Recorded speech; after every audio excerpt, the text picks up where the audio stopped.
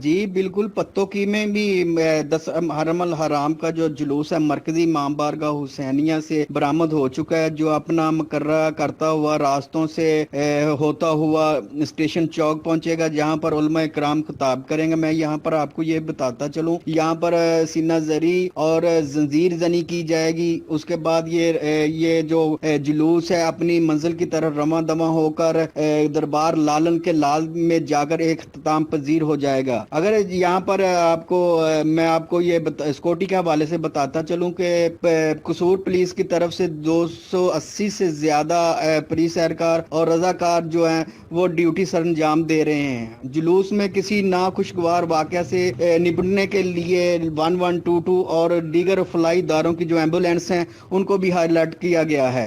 ہم لاتے ہیں ٹاپ نیوز، آپ کے فیورٹ ٹاک شوز اور انلمیٹڈ انٹرٹینمنٹ صرف یوٹیوب پر۔